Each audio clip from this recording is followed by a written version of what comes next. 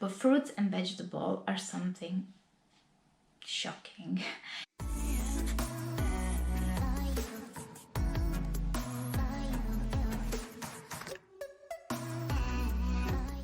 Hello everyone, welcome back to my channel. I'm Elisa, I'm an Italian expat and I've been living in the UK for the last 2 years. Today I wanted to talk to you about the 5 reasons why I hate UK.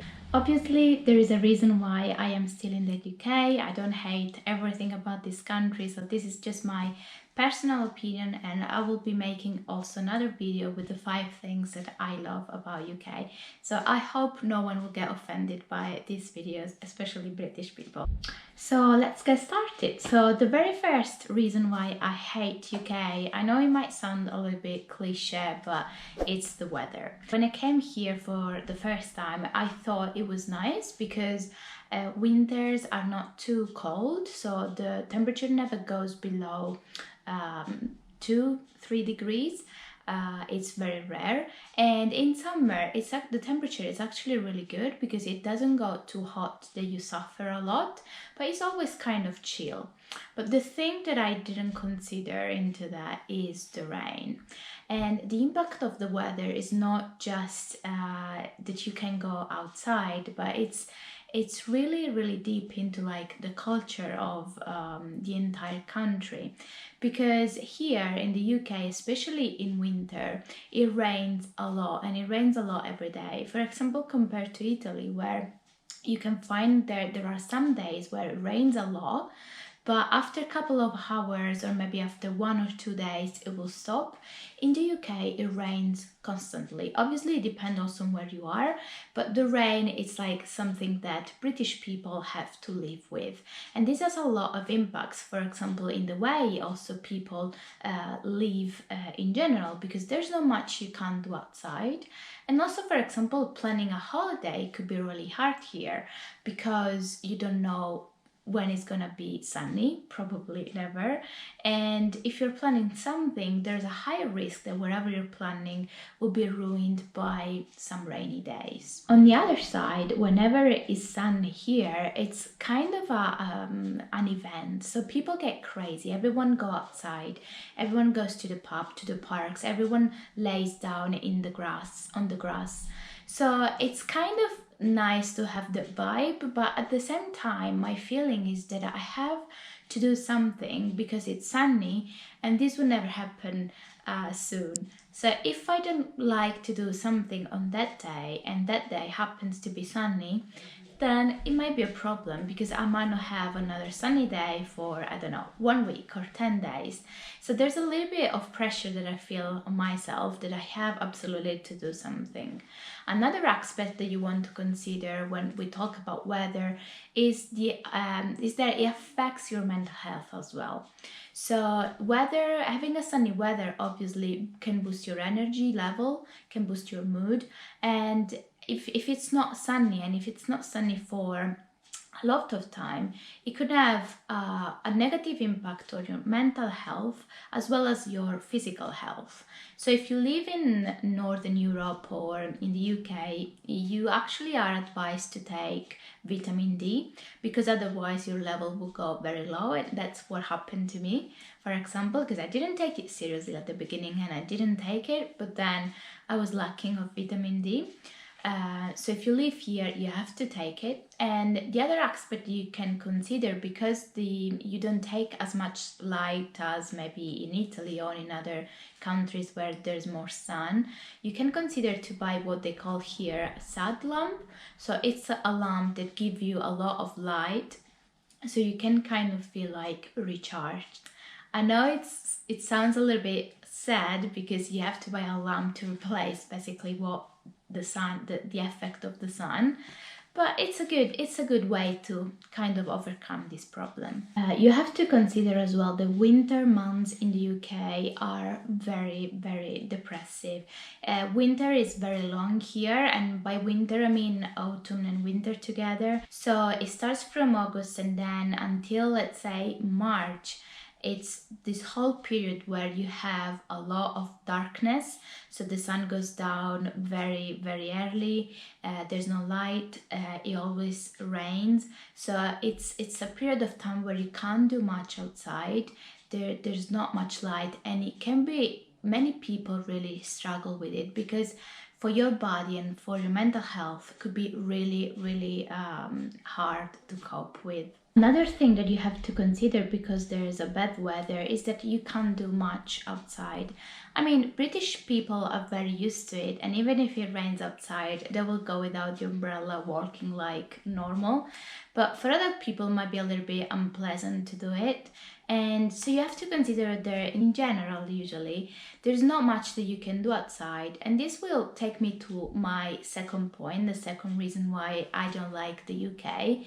And the second reason is the drinking culture. Well, I think that because of the weather is not good, the only thing that British people can do in rainy days is obviously going somewhere inside, and this place is like the pub. So pub for English people, it's like a temple. So it's the place where they go the most. It's the place where they enjoy being with friends and things like that. Drinking in the UK is a must. Every time you go out, you have to drink. Personally, I don't drink at all, so for me it's very hard to resonate with this culture. But for British people, every time you go out, you have to come back in a bad way. For them, it's normal that the day after you feel hungover all day, or maybe probably all weekend, and they don't just drink for the pleasure of it, but they just drink with the intent of getting drunk. And for some people, this might not be really, really nice. Many people might not like it, especially like in my case, in Italy, drinking is more something that you do with food or with friends just to enjoy the company. So for me, this was like big of a shock at the beginning, because if you go out on a Friday night or Saturday night, and even if it's just 5 or 6 p.m. or 7 p.m., you can see all around people that are already completely drunk, going around like crazy, shouting, and it's a little bit weird, because everyone in the UK, kind of everyone in the UK will do that. Just to give you an example of it, when I first arrived in the UK and I had my GP here, they gave me a questionnaire that I had to fill, and there was an entire section related to my alcohol situation. So there were a lot of questions where they were giving me a score, and the questions were something like how many drinks per day do you have? How many times per week you feel like you need to drink? And those questions for me were like a shock, because my score at the end was 0. I never feel like I need to drink. But for British people, I guess this could lead to a very serious problem, like people being, I don't know, addicted to alcohol and they can't stop drinking. So this is kind of a serious problem in the UK. Most of all, it's just a way for people to enjoy the weekends, go out and chill out with friends.